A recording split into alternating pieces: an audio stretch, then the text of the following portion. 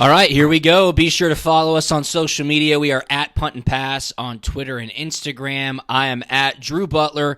Aaron is at Aaron Murray 11, and head on over to puntandpass.com. It's the best website in college football. I keep saying it. That's because it's the truth. It's got our YouTube page, everywhere the podcast is distributed, our blog, our merchandise store, our picks. It's got it all. Puntandpass.com. Aaron, huge weekend. Obviously, we're rounding out Season 4 of Punt and Pass, which is just unbelievable to think. Of course, we will do a review show after the national championship game, but we're getting ready for the national championship of this crazy 2020 season. Alabama against Ohio State. That, of course, is Monday night. So much news breaking around the world of college football as well. The NFL playoffs start. We can touch on that, but I want to start with something. And it happened yesterday. It's really kind of been happening over the past few days, but my Twitter, people just start hitting my Twitter, and it has to do with you, some further vindication on your initial thought process on Jeremy Pruitt becoming the Tennessee head coach. Dude, there is smoke on Rocky Top. I don't know what's going to happen. It seems like he very well may be on his way out. There is an investigation going down on how they recruited Amarius Mims, who signed with Georgia. They have put a freeze on extending or hiring any new coaches. Doesn't really look good, and Paul Feinbaum owes you yet another apology. Yeah, I don't know if it's smoke or the other word I like to use right there is there's a freeze warning. Thank you once again for that one for my broadcast when I covered the Tennessee-Florida game.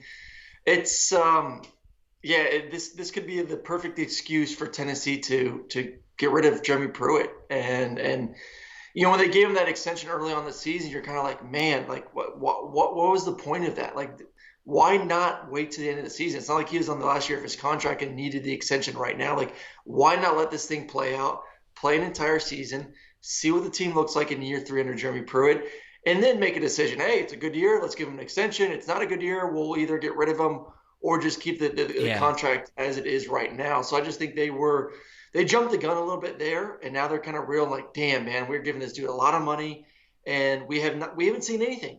This is the same team he inherited. Yeah. It may even actually be a little bit worse, honestly. It's just not a good football team. And when I look at the roster, when I covered them a few weeks ago, and I kind of anticipate what they're going to look like in 2021 year, I don't see it getting much better. I really don't. You know, they could benefit from the fact that the SEC East is not going to be great. I mean, South Carolina is going to be rebuilding, Vanderbilt rebuilding.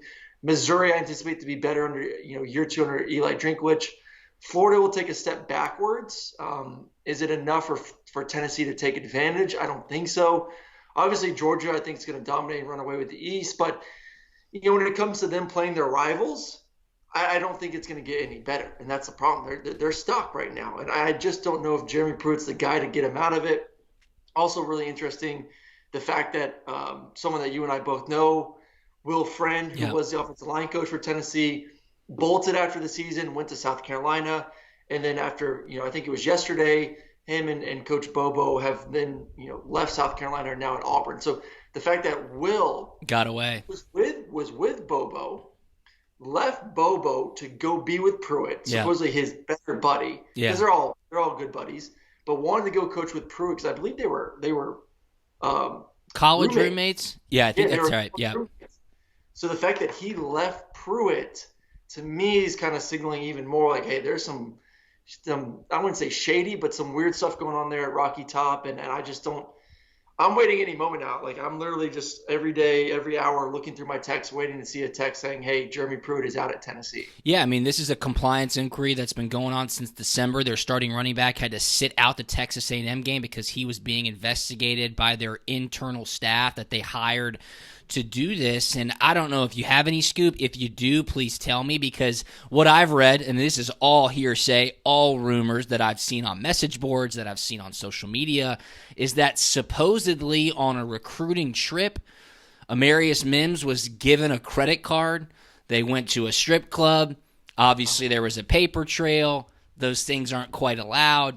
So, they have the opportunity to go back and see these things and say that's an impermissible benefit to a recruit. You can't do that. I'm sure other guys were with him. Guilt by association is certainly a way to do that. but it is an in-depth inquiry, and they've put an entire freeze, as you like to say, pun intended for sure, on hiring new coaches. They've got 3 vacancies on their staff, on extending the contracts of current coaches, which they probably need to do to signal some sort of calmness throughout the program. And Jeremy Pruitt is just sitting there like a lame duck, and you would have to think, to your point, Aaron, if Tennessee is going to make a change, this is your excuse to do it. Clean slate. We made a mistake by giving him the contract extension. Things aren't what they thought they would be. And you have to think it would happen. But you need to do it with somebody who's willing to take the job. I would hope that boosters, alumni, and undercover search committee is doing their due diligence right now to find out if we fire Jeremy Pruitt, and even if there are NCAA sanctions that come down the pipe, will you, X, Y, or Z, take the Tennessee job? They cannot afford to go through a circus like they did a couple of years ago. They need to find some sort of stability. Most importantly, they need to find some energy for this program, because when you look at the SEC East next year, surely Georgia, of course, keeps getting good news on players returning. Most importantly, JT Daniels, of course, the quarterback, as of right now. I think he looked okay in the Peach Bowl. The offensive line looked like trash. As of right now, he will be the starting quarterback. Interested to see how Brock Vandagriff comes in and does his thing. But Georgia's QB position is not a big question mark like it was most of the season in 2020. SEC East seems like it's Georgia's to lose. You got to have a little bit more energy around some of these other programs, most notably Tennessee. Because my buddy Tony Morelli is a huge Tennessee fan, and I keep telling him, you are the quintessential Tennessee fan. You think Tennessee's a top 5 program in America. You think you should go 10-2 every single season. You think that any coach would want to come in and take that job. It is a high-profile job, but as of right now, man, they need some new blood. And Phil Fulmer, this is your opportunity to start with a clean slate. And like Aaron Murray said 3 summers ago, I'm not sure if Jeremy Pruitt is the CEO mold that it takes to be a successful head coach in the SEC. Paul Feinbaum absolutely took a dump on you. I called him out right afterwards. Callers have been calling in over the years saying Aaron Murray was right. Now people are on my Twitter saying, Feinbaum, you owe Aaron an apology. And he does. He owes you a damn apology because he was dead ass wrong, and he went personal attacks on you, which is what you just can't do. I just don't get why he was so personal with the whole thing. He was so personal. First off, I'm sorry I just noticed this right now, but I love the little baby in your golf bag behind you. Yeah, Jackie gave me that. That's Bridget and Kara. Can you see that right there? Can you see it? Now I can see Kara. There we go. Yeah. Absolutely awesome. Yeah. I got to get one of those for baby Maddox somewhere in my bookshelf. But yeah, man, I just don't get why he went so personal on me. He was like, who is Aaron Murray? And what is he doing now? I was like, excuse me? What does that even mean? He's always been salty to me for some reason. I'm going to go back to my senior year when we played LSU. He was just ragging me left and right. I'm like, who the hell is this little twig of a human being who's never sniffed a jockstrap in his life, talking trash about football right now? So, you know how I feel about Feinball, but that's for another podcast, another time. We'll see, man. I think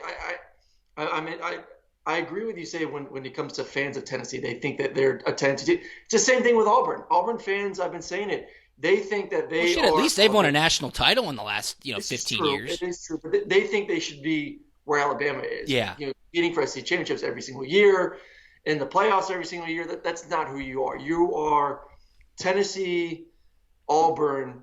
What you are is on a good year, 8-9 win team. 7, 8, 9. On a really good year, every 4 years, you're 10, 11, maybe 12, and you're in the SEC championship game. That's who you are. You're not a consistent every single year, fighting to get into the playoffs. That's just not your thing. So I think first thing first, you need to lower expectations a little bit, not to the Jeremy Pruitt level of low, but it's something needs to be done. Because like I said, when you look at that roster right now, I don't think it's going to get better. So you either fire him now or you fire him at the end of next season. Yeah, you choose. I totally agree with you. So we'll see. And did you have any scoop on the situation going down? I mean, I know it's all rumors and hearsay about the Mims situation. It's just all rumors and all the stuff that's kind of on the news feeds and on Twitter. Yeah, yeah. No, absolutely. And then staying in the SEC with more coaching news, Coach Bobo. Now, look, here's a crazy thing. Coach Bobo was retained at South Carolina to continue to be the offensive coordinator. Shane Beamer, of course, was hired as the head coach. They paid Will Muschamp a gigantic buyout. They had just hired Coach Bobo. I think Shane Beamer was stuck with Coach Bobo. Of course, they would never say that. Beamer came out and said, when I got the job, even if Mike wasn't here, he would have been my first call for offensive coordinator. Just last week, December 29th, Aaron, Coach Bobo's salary for 2021 was approved by the Board of Trustees at South Carolina. $1.2 million. So you're sitting there going, okay, sounds good. Beamer, Bobo, South Carolina kind of finding their groove, getting things under control with this new regime. Then Brian Harsin takes the Auburn job, and rumors start to circulate that he is targeting Mike Bobo to be his offensive coordinator. So Bobo, of course, was your offensive coordinator at Georgia. Love Coach Bobo. What a great guy. Went to go be the head coach at Colorado State, was there for 5 or 6 seasons. Then he was the offensive coordinator at South Carolina when Will Muschamp got fired. Of course, he was the interim head coach. Retained as offensive coordinator. Now he made the move. He is the offensive coordinator at Auburn under Brian Harsin. And Aaron, I would assume these guys have a ton of respect for each other after battling in the Mountain West year after year. Coach Bobo also brought Coach Friend with him. Friend, as you mentioned in that Tennessee segment, had gone from Tennessee to South Carolina. Now he's going to Auburn with Coach Bobo from South Carolina. And Derek Mason, the former Vanderbilt head coach, who's a great defensive coordinator, that's what got him the Vanderbilt head coaching job, is the defensive coordinator at Auburn. So Brian Harsin, I think a lot of people kind of scratched their heads when they made that decision to make him the head coach. These are 2 really good hires in my mind. Of course, I'm a little bit biased towards Coach Bobo. I think Derek Mason's a fantastic hire on the defensive side of the ball. Why did Bobo leave? One, I think job security, right? I mean, going to Auburn, I'm sure he's going to get paid around the same, maybe even a little bit more. They did, of course, pay a bunch for Gus Malzahn to leave as well in his buyout. But you're going to get 4 years. You're going to get 4 to 5 years, and you can recruit much better talent to Auburn than South Carolina. Coach Bobo's a hell of a recruiter. Yep. I think his system with Brian Harsin as the head coach works better in Auburn than it did at South Carolina, and quite frankly, good for him for noticing the situation and getting out of Dodge in Columbia. Oh, yeah, Auburn's a way better situation when it comes to, one, the talent that they're going to be able to recruit. The talent's already there. And also being around an experienced head coach right now. I mean, Beamer, sure, good luck at South Carolina, but Harsin's a proven winner. I know it's in the Mountain West, but dude's won multiple championships there. And it's just been known as, one, a good head coach, a very good head coach, and 2, an offensive coordinator. Does that translate from Mountain West to SEC? Time will tell, but at least he has the experience of being the CEO of a football team. The hires are phenomenal. I'll give him that because my biggest question mark with Harsin was, yes, I know you're a good head coach. Yes, I know you're a good offensive mind. Can you recruit in the SEC? Can you go to these schools? And do the players know you? Do the coaches know you? You need to bring in some SEC blood around you when it comes to the coaching staff. And to bring in Bobo, who is SEC through and through, grew up, played in it, coached in it. Yep. Everyone knows Bobo. And then you said Derek Mason, phenomenal defensive mind. A guy that obviously people know him, not the most successful head coach, but a guy that he goes in somewhere to recruit some players on the defense side of the football. Coaches and players know who he is. And then also you have 2 coaches now on your staff that have been head coaches that you can bounce ideas off of. So I think it's a phenomenal staff. I love the staff. I love the hires. I want to see who's going to be calling plays on the offense because Harsin was calling the plays at Boise State. So I don't know if he's going to be giving up the play calling to Bobo, if it's going to be shared, what that offense is going to look like. I think it's going to be a mixture of both because I know a lot of not South Carolina, but a lot of Auburn fans when they heard the news, when I was talking to Cole Kubelik yesterday, they're like, oh my goodness, we're going to go back to 21 personnel. So 2 backs, 1 tight end, old school football, pounded out, that kind of thing. And I'm like, no.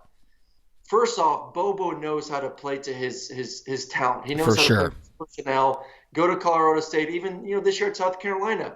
When Shi Smith was healthy and those receivers were rolling, a lot more 11 personnel, a lot more spread offense. When those guys were banged up, he had to go to more of a 21 personnel. So I think the mixture of him and Harsin, you're going to continue to see the same stuff that you're used to seeing at Auburn. So don't be scared that you're going to be, like I said, going to the old-time football here. And I think another big winner of this whole situation is the quarterback, Bo Nix. He is Brian Person, who's former quarterback, offensive mind, Mike Bobo, former quarterback, offensive mind. He now has two guys that are going to be able to train him and get him right for his third season. So if I'm him, I'm licking my chops because, I go back to my recruiting. One of the main reasons why I committed to Georgia is because I knew I would have Coach Rick and Mike Bobo, a head coach and offensive coordinator that both played the position, that both coach the position, know it really well, and we're going to take my game to the next level. So if I'm Bo Nix, I'm like, come on, give it to me. I'm ready to learn. I'm ready to grind and hopefully turn this into a really successful junior season. Yeah, there's no question. And I could understand Auburn fans at first glance thinking that they're going to go back to that old school style of offense, but look at how Bobo evolved even during his time at Georgia. Georgia was scoring over 40 points per game. He evolves with the personnel that he has, and that's all you can ask for a coach. I think it's a good situation for him. I'm not saying Auburn's going to win 11 games and beat Alabama next year, but they've got the talent. They know how to recruit. I would look forward to see how this entire staff and situation at Auburn unfolds. It's all really exciting. In other news, it's award season. It's kind of crazy because it's all been wrapped up, done virtually. Of course, right before the national championship. Usually this is the first week of December, but as you know, everything was kind of thrown up in the air. Devontae Smith won the Heisman, running away. I think that was pretty much expected. I was surprised to see Trevor Lawrence finished in second place. I think Mac Jones was third.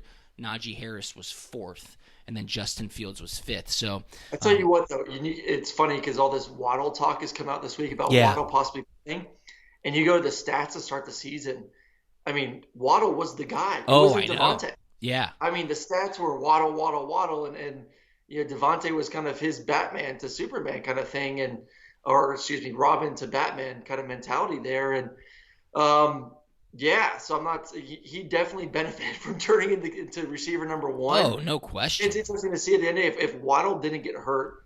You go and say, Trevor Lawrence is number two guy. I think a lot has to do with the fact that votes were split up with Alabama. True. I do think at the end of the day, if Waddle was healthy, I think the award would have gone to Mac because Devontae wouldn't have been in it. Yeah. All those Alabama votes would have gone to Mac, and I think Mac would have still won it over Trevor at the end of the day. But congratulations to Devontae. He was the best player in the country. He stepped up when Waddle went down. Yep.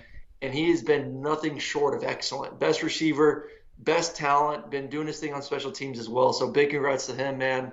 Well deserved. Yeah, no question. And you bring up a fantastic point. If Waddle would have stayed healthy, Mac would have spread the love more. Najee, Waddle, Devontae Smith, therefore showing his dominance, not so much highlighting just one person like Devontae had been all season. He probably would have won the award. So I don't think Mac Jones really cares about that. He did win the Davey O'Brien Award, which goes to the nation's top quarterback. And get this, okay?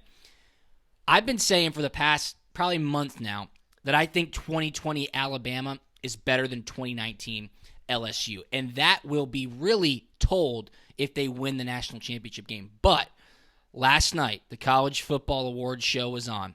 And listen to how many individual awards Alabama won. Of course, Devontae Smith won the Heisman.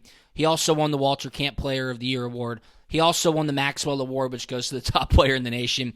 He also won the Biletnikoff Award, which goes to the top wide receiver in college football. Like I just said, Mac Jones won the Davey O'Brien Award. That goes to the nation's top quarterback.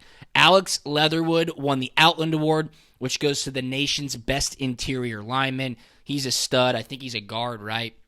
For Alabama, an absolute freak. Najee Harris won the Doak Walker Award. That, of course, goes to the nation's top running back. Landon Dickerson won the Remington Award. That, of course, goes to the nation's top center. The Alabama offensive line won the Joe Moore Award, which goes to the nation's best offensive line. They ran the board. The only thing they didn't win was the Mackey Award because Kyle Pitts won it as the nation's top tight end. I do think, and I can say this from experience, when you have a great team, the individual awards follow. If you go 12-0 and win 11 straight SEC games, a lot of guys are going to be All-Americans.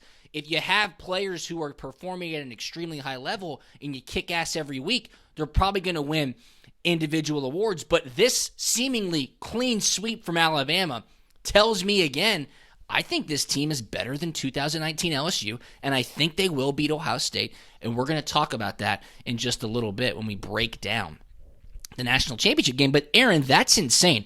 1, 2, 3, 4, 5, 6, 7, 8, 9 awards went to Alabama last night. Crazy. I don't think that's ever happened before. I'm with you though. I mean, I think we both have agreed with this for a long time that if you put those two teams on the same field, 19 LSU and 20 Alabama, I put my money on Alabama. Yeah. I would. Neutral site, I put my money on Alabama to win that football game. Obviously they have to finish it off. They have to beat Ohio State if we do want to continue this conversation of they are better than what we saw from last year, because last year's LSU team was special. Don't get me wrong. From Burrow to that offense, the explosion, the receivers, Clyde Edwards. That was a special team, 15-0 to go from the start. Some of those games versus Texas, obviously the win versus Alabama, the playoffs, the national championship. They were a dominant team. I still think Alabama's better because their defense is a little bit better. I think offense is similar page. I just think defensively, while Alabama's not elite on that side of the football, I would still take Alabama's defense this year over Alabama's defense, LSU's defense last year. And I think Alabama's special teams is better too. When you got Waddle healthy, sure. Devontae, and kickoff and punt return, I would take those special teams as well. That third part of the game. I totally agree. And again, this discussion, this opinion will be solidified after Monday night, seeing what happens in the college football playoff national championship game. Okay, one more thing here that I want to talk about. I think you and I can bring a pretty interesting insight on this specific situation because it's going to be a hot topic of debate among people in the Atlanta area, among Georgia fans when they watch the game on Monday night. I heard this on 680 The Fan this morning. Brian Finneran, obviously Falcons legend, great radio host, said that a lot of his Georgia friends, a lot of his friends that are Georgia fans, hate Justin Fields.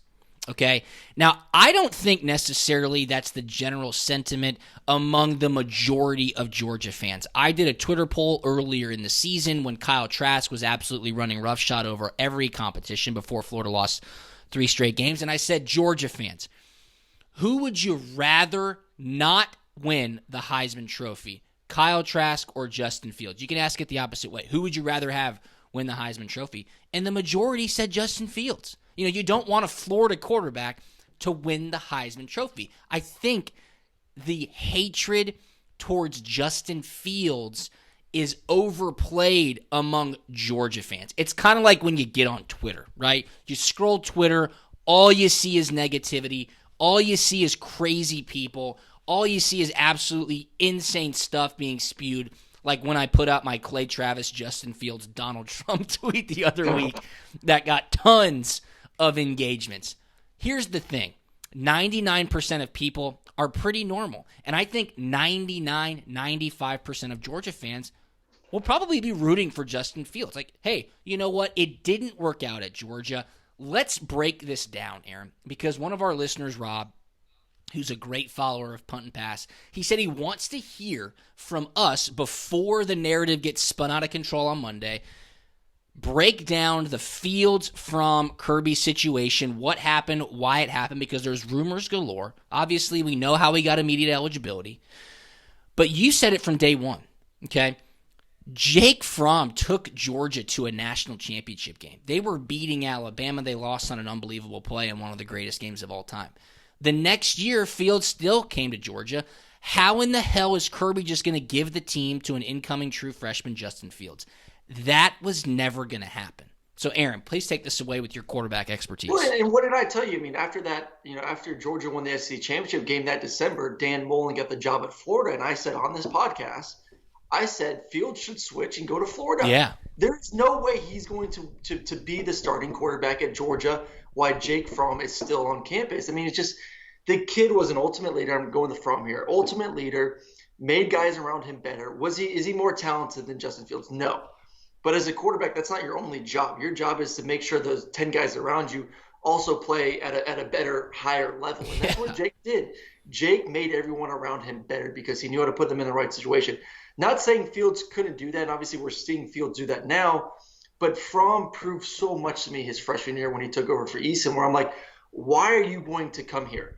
Even if you do commit and you walk on campus, you're not going to be given the starting job. You're going to be giving limited reps. You're going to see the playing field, just not as much as you want to play. So, as I say, going back to December, I thought he should have flipped and gone to Florida.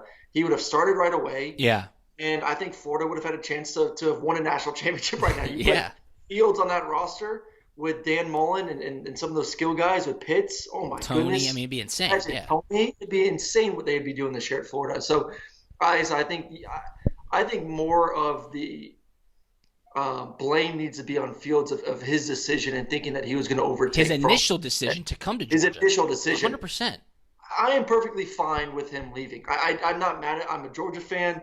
I think Georgia fans shouldn't be mad either. The kid wants to play. The kid wants to be a starter. I'm sure, heading into a second year, Kirby Smart was saying, okay, listen, we're going to get you more snaps. We're going to give you a quarter. We're going to give you Packages, 6, 7 sessions, whatever it is. But as a competitor and as talented as Justin Fields is, I wouldn't want that either. I would say, no, I want to be the starter. Yeah. I've shown my worth during the freshman year in limited time, but I'm ready to take that next step. And if it's not here, then it's going to be somewhere else. So I'm not mad at him for leaving. I thought it was a smart decision. Once again, I don't think he should have committed to Georgia in the first place. I just thought it was unrealistic to think, like you said and I've said before, that he would overtake a guy that just took you to a national championship and did everything that he needed to do to be the starting quarterback at Georgia. Yeah, I mean, if Kirby just threw Jake Fromm to the side, first off, it would have been self-sabotage. It would have been coaching and career suicide. Recruits in the future would have been like, what the hell? This guy just took you to a national championship game. Then you're just throwing him to the wolves because a 5-star came in and everybody was clamoring for him to get some playing time. And to the Georgia fans who don't like Justin Fields or hold a grudge against Justin Fields or think Kirby botched the situation, what do you want Coach Smart to do? Stop recruiting 5-stars? Yeah, exactly. What do you want Coach Smart to do? Say, hey, no open competitions on my team. Whoever started last year is going to start next year, and we're just going to go forward like that. Kirby Smart comes from the Nick Saban regime, where every single year it is seemingly a clean sweep. He will say next year, during spring practice, heading into the fall, quarterback is an open competition. JT did a great job last year. Brock has tons of talent. Quarterback is an open position. He will say it, so get used to it. What do you want him to say? Hey, you know what? We actually told Brock Vandagriff to go to Florida. We've got our quarterback for next year. We might just start recruiting 3- and 4-star players for some developmental reasons. I don't think anybody is to blame here. And if you're one of the Georgia fans who hates Justin Fields for having success at Ohio State, you probably knew he was going to have success wherever he went if you watched him at Harrison High School. Keep in mind, he was committed to Penn State in the beginning. Kirby got him to flip to Georgia for whatever reason. He must have loved Georgia that much. He must have loved Kirby Smart that much. He stuck with it after Jake Fromm was one play away from winning a national championship at Georgia and probably literally never having to work again in the state of Georgia, being a legend, ending a 35-plus year drought. He still came to Georgia because he's a competitor, because he wanted to play. And when he saw that he wasn't going to be the starter, I don't blame him for looking elsewhere. Now, you can make whatever assessment you want about how he got immediate eligibility. You can make whatever assessment you want about why he went to Ohio State. Look, I'm not an Ohio State fan, and you knew he was going to have tons of success when he got paired with Ryan Day and all that talent at Ohio State, but it's nobody's fault. So I think saying the majority of Georgia fans hate Justin Fields is wildly inaccurate, and I think nobody is to blame for the Fields, Fromm, Kirby Smart, love triangle, if you want to call it that. It's how those things happen. And for better or worse, Georgia's in a situation now where they're still recruiting 5-star quarterbacks, and this past year was just an anomaly, I'm afraid to say. Well, listen, you have to get used to it now, and especially with a lot more power moving to the players, and the fact that you can easily transfer and for sure be able to play. That you're going to continue to see big 4 or 5-star guys come on campus, not get their way, think that they should be starting as a freshman, and then want to transfer and move on somewhere else and try their luck elsewhere. Yep. So Justin was kind of the beginning of this. I'm telling you, you're going to continue to see. I swear, every day I pull up my news feed on ESPN, and it's just like, oh, so-and-so's entered the transfer portal. So-and-so. It's like every single – it's like it's free agency. That's it is turned into free agency, and it's going to continue to get worse and worse for fans who – have followed these kids in high school, these devoted fans, like, oh my God, look at all these 4- and 5-star guys we got committed as a junior and senior. They get on campus. Like I said, they don't like the way things are going. and then boom, they're moving on after that first season. Yeah, there's going to be a rule change. Obviously, everybody has immediate eligibility next year in the NCAA. I was talking with Clint Bowling about it just a few days ago. Clint's been a guest host when Aaron can't do punt and pass, and he said what would probably make the most sense, because if you're a pro player like you and I are, it sucks when you see a situation like Tom Herman leaving, Sark leave.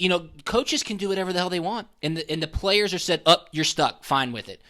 Maybe there's once you're on campus in one place for 2 years, you can transfer without having to lose your eligibility. Right? It's like maybe you have the student athlete stay at one place for a minimum amount of time, and then they can transfer. But look at Eric Gilbert, the tight end from LSU. He was the number 9 ranked prospect just a year ago in the entire nation from Marietta High School right here in Georgia. He's in the transfer portal. I mean, that's legitimate free agency. You don't blame the kid. He's saying he's homesick, whatever.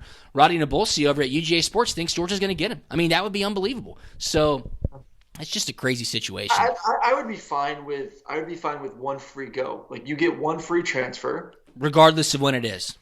And if you want to do it a second time, then you got to sit out. Unless you are then at that point a grad transfer. I still think grad transfers, no matter what, you should be able to play the next year. You got your degree, move on, be able to play one last season. But one free go, that way we don't have to worry about all the exceptions to the rule. I think that's the thing that drives a lot of fans crazy and drives me crazy is, okay, why did that person get the ability to play this year and this person didn't, when I feel like their reason is better than the other person's reason? Just, it's an absolute headache. One free pass, you get to go, but just know that if you want to do this again, no matter what the situation is, we don't care.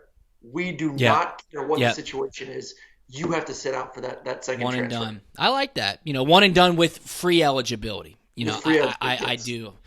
I like that. But I think everybody's just rooting for a good game Monday night, especially in Georgia land. I mean, Devontae Smith was once committed to Georgia. So, I mean, you could hate everybody if you wanted to look at it that way. And I saw a fantastic quote from Steve Spurrier, and I've met Coach Spurrier numerous times. Hilarious guy, always super nice and personable. He loves to shit on Georgia whenever he gets a chance. And they were asking him about Devontae Smith, Aaron, and he was like, well, Devontae Smith, just nobody knew who he was. And then that national championship game against Georgia, man, he caught that ball that beat Georgia in overtime, and Georgia was in cover 2, and they looked off the safety and caught the safety in bad coverage and threw Devontae. I mean, he just took a dump on Georgia by giving props to Devontae Smith. So that was funny. All right, let's get into this thing.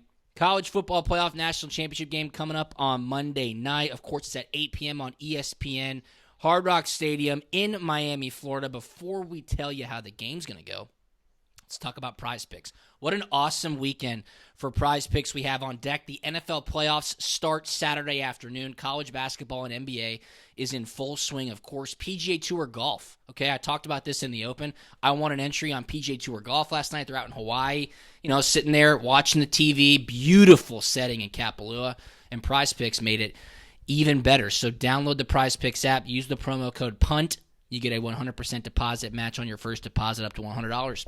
Check out prizepicks.com. They got all the players up on the board right now, Aaron, and the numbers are massive. First things first, okay? The total for this game is 75 points for a national championship game. That seems insane. I mean, hashtag 2020, hashtag 2021. That's crazy, expecting 75 points in a national championship game. Let's go down the list, starting with Mac Jones. Over-under 30 fantasy points. That's a ton. Woo-wee, golly, that is a ton of points. I'm going to go over, especially if Waddle's in the game and he has the ability. Yeah. You're going to see some more one-on-one matchups with Devontae. You may get Waddle matched up one-on-one. I'm going to go over. I think Sark is ready to just unleash all the beasts in this game. And just, hey, I'm leaving in style and heading my way to Texas to be the head coach, and I'm ready to put up a 50-burger in Ohio State. So I think Alabama's coming up guns blazing. Obviously, both teams not holding back anything. Bring out the entire playbook. Have some fun. Use Waddle as a decoy at times to get Devontae matched up one-on-one. I mean, what do you do? When you see Waddle in motion or Waddle in the game, all attention's going to be on him. And let's not forget, you have the Heisman Trophy winner on the other side of the field. Like, what the hell do you do defensively? Oh, and then, hey, you get the best running back in the country in the backfield. You get the best quarterback. You get the best offensive line. this offense is going to go berserk. I'm taking the over on freaking everyone. All right, So, empty the coffers. I agree with you there. I mean, you just talked me into it. Over 30 on Mac Jones. Jalen Waddle is on the board. He's projected 20 fantasy points. He hasn't played all season long. I'll do under Waddle. I just don't know how much he's actually going to get in the game. Yeah. And how are they going to use him? Is he going to be more as a decoy? How many snaps is he going to get? It's hard for me to put a bet on him just because I don't know how healthy and what he's going to look like and the amount of snaps. So I'm just going to stay away from that one, honestly. Not even bet on that one. I think that's right. I mean, I think you go under Waddle. At least I will go under Waddle, over Mac Jones 30, under Jalen Waddle 20. Devontae Smith, Heisman winner, 29.5-point fantasy point projection. And look, you have to imagine Ohio State is scheming up anything they possibly can to make sure that they're not caught with Devontae Smith running down the field wide open like he was against Notre Dame. I mean, it's crazy how Sark is able to scheme this guy to get open, and he's that talented of a route runner, and he's that fast, and he's that crafty with his fundamentals. But 29.5 points, I mean, he had that many in the first half last week against Notre Dame. Do you go over with Devontae Smith, 29.5? I'm going to go under because of Waddle back, too. I do think Waddle is going to, once again, when we talk about Devontae doesn't win the Heisman if Waddle's on the field. They're going to spread the love. Waddle was the receiver number one. He was their guy. So even with Waddle with limited snaps, I mean, we'll see how many snaps he's in there, but he's going to steal some of those touches. He's going to get some of those bubble easy catches where it's a catch, that's a point, you get 10 yards, that's 2 points right there. He's going to steal some of those from Devontae. So yes, Devontae's going to get his. I just don't think 29 points this week because of the addition of Waddle in the game. Yeah, Najee Harris, Alabama's running back, projected 27 fantasy points. I'll go under here. You saw how Ohio State was really able to neutralize Travis Etienne, Clemson's running back, a week ago. I think Ohio State has the dudes in the defensive backfield to kind of welcome the threat from Alabama. Just say, hey, we will make you pass against us. They do have a pretty stout defensive line as well. They're going to want to try to pressure Mac Jones. Look, I do see Najee getting some catches out of the backfield, but 27 is way too much. I'll go under Najee Harris. Justin Fields, coming off an absolutely phenomenal performance against Clemson a week ago, 29.5 fantasy points. You'd have to think the success of Ohio State lies in his hands Monday night. I actually think that the success, I'll go over with Justin too. I think he's going to have a good game. Well, I know where you're going to go. Trey Sermon is 23.5. See, I would take Trey Sermon. I think Trey Sermon, to me, is the key for Ohio State. If Ohio State's going to make this a football game, Trey Sermon has to go off. He has to dominate. He has to eat up the clock, eat up yardage, do what he's been doing the past 2 weeks and just being an absolute monster. He has been the reason why this offense has exploded and was the reason why, in my mind, they really exploded because now there's the threat of running the football not from Justin Fields. So I think Trey Sermon over. I'll actually go Justin Fields under. I'm interested to see how he feels, how that side body feels. Yeah. Once he's banged up a little bit too. Like I said, I think the game plan for Ohio State has to be, one, slow the game down defensively, play more too high defense, allow Alabama to run the football and just hope they screw up along the way. And two, we have to run the ball ourselves and slow the game. No one has slowed the game down versus Alabama. No one has said, hey, we're just going to let you run, and if you're going to score, make it 4 or 5 minutes. They just continue to just play single high, play man, and allow Alabama to have all these explosive plays. So I'm hoping Ohio State's a little bit smarter, slows this game down, turns it into a running football game, and the way to do that is to get Trey Sermon going early and often. So I'm going to go under Justin Fields. I'm going to go over Trey Sermon. Yeah, I like that. I do like that. Under Justin Fields, 29.5. Over Trey Sermon, 23.5. And I'm going to go under Chris Olave, 20.9 fantasy points. I just think Alabama's Patrick Surtain in the backfield, these guys are going to be ready to rock and roll, knowing that they cannot allow him to get going because that would provide a real threat in losing the game. This game's going to be awesome. Alabama's an 8-point favorite as of right now. Like I said, the total is 75 points. Be sure to go over to prizepicks.com, download the PrizePicks app, use the promo code PUNT.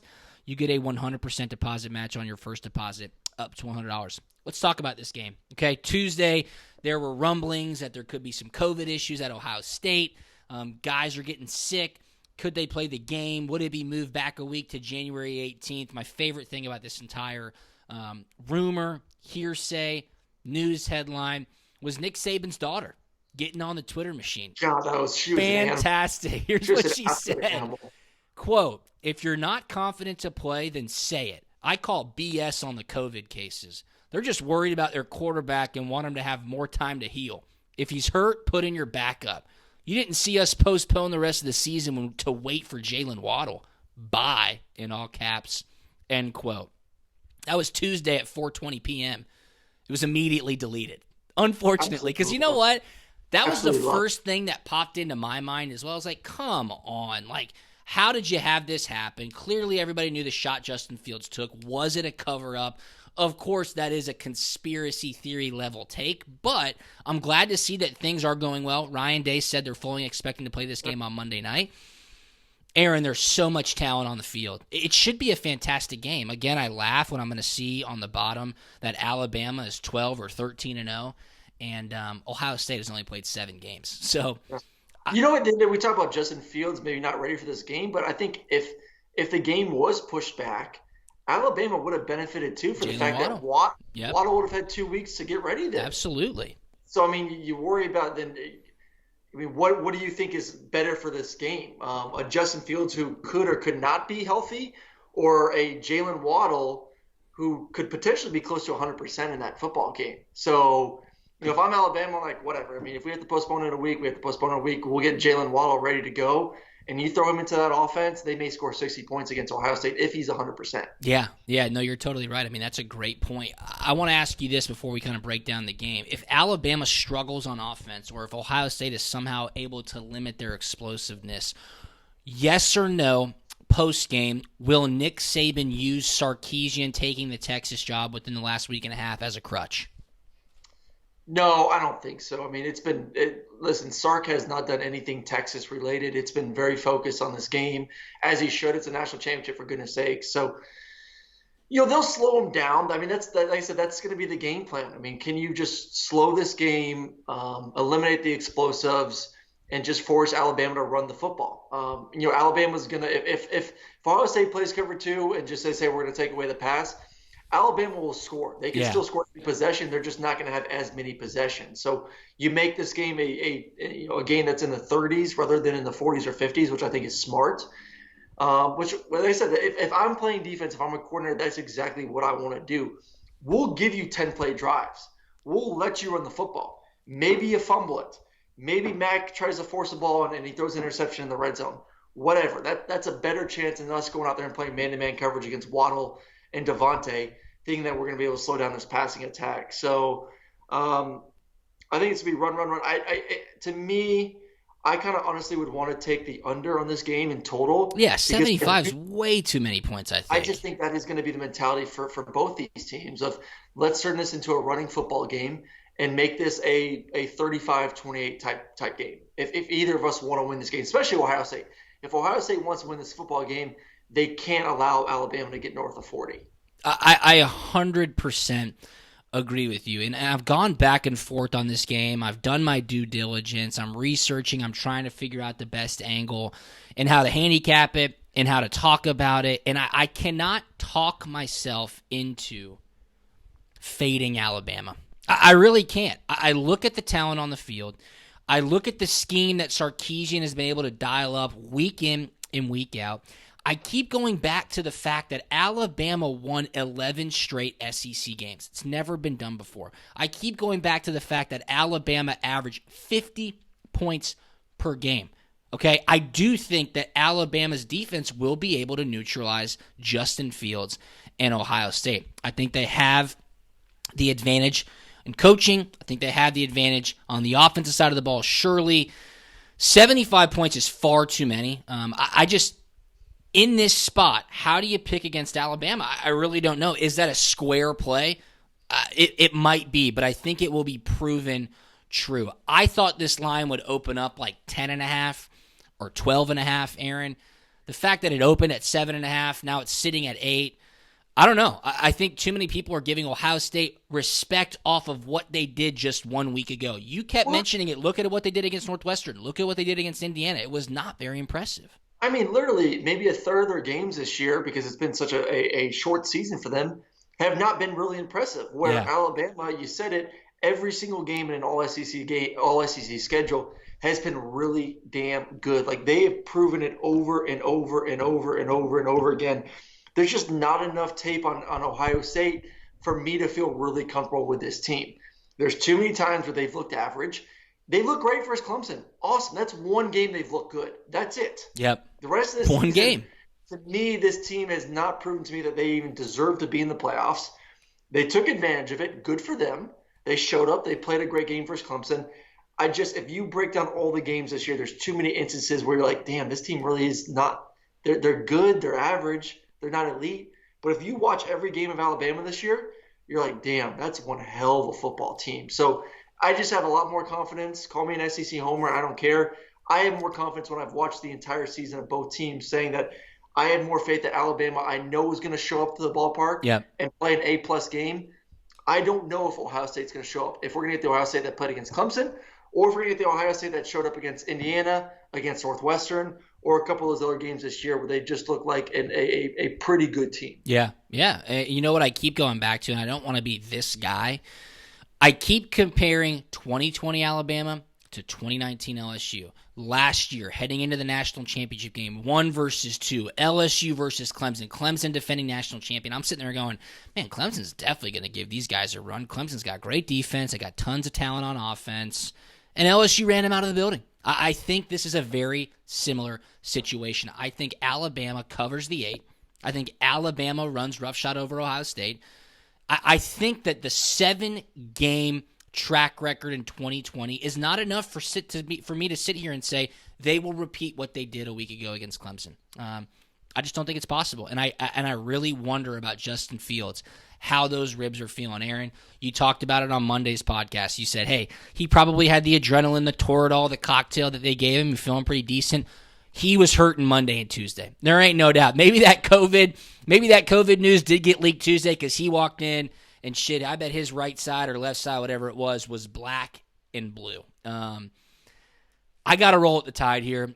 I call me an SEC homer. Call me square. I cannot pick against Alabama Crimson Tide in this spot. Lay the 8. I'll go under 75 as well. Should be a good game, but I think Alabama pulls away. No, I'm with you. I think Alabama pulls away. I'll take them as well. And let's go to the coaching experience too. It's Nick Saban versus Day. Yeah. And Nick Saban, the greatest coach of all time. Been there, done that. This is, to me, the best Alabama team I've ever seen. Yeah. And there's been a lot of damn good Alabama teams. This is the best one I've ever watched. So I just think they finished it off in style. Big win. It's going to be a fun game. I agree. I think it could be an interesting first half, but I'm with you. I think there's too much firepower there on Alabama. They'll pull away there in the second half. All right. Should be an awesome game. Monday night, we, of course, will give you a recap show Tuesday or Wednesday, kind of put a bow on this college football season. NFL playoffs are going on as well. Great weekend for football. Great weekend for life. For life. And if you want to live life to the fullest, hey, download the PrizePicks app. Go to prizepicks.com. Use the promo code PUNT. You get a 100% deposit match on your first deposit up to $100. Again, NFL wildcard weekend, college football playoff national championship game, college basketball, NBA basketball, PGA Tour golf. You can do cross-sport entries. All you have to do is select 2, 3, or 4 players, guess if they're going to go over or under their fantasy point projections, and win 10x real cash today. PrizePicks app, prizepicks.com. Use the promo code PUNT for a 100% deposit match on your first deposit up to $100. We love our buddies over at PrizePicks. Anything on the way out, my man? I'm with you, man. I'm pumped. The NFL games, 3 games a day, starting at noon. Dude, it's going to be so awesome. Or 1, is it 1? It's 1, 4, and 8. Yeah, buddy. 1, 4, 8 Eastern. It's just a beautiful weekend of football. So I think the weather is going to be a little cold, so it's going to be perfect to sit inside, have a couple cold ones. Yeah, buddy. Eat some burgers and watch some football. So I'm pumped. Amen. I love it. And if you're doing the same, hit us up on social media at Punt and Pass. I'm at Drew Butler. Aaron's at Aaron Murray 11. Check out puntandpass.com, and we will talk to you next week. See you.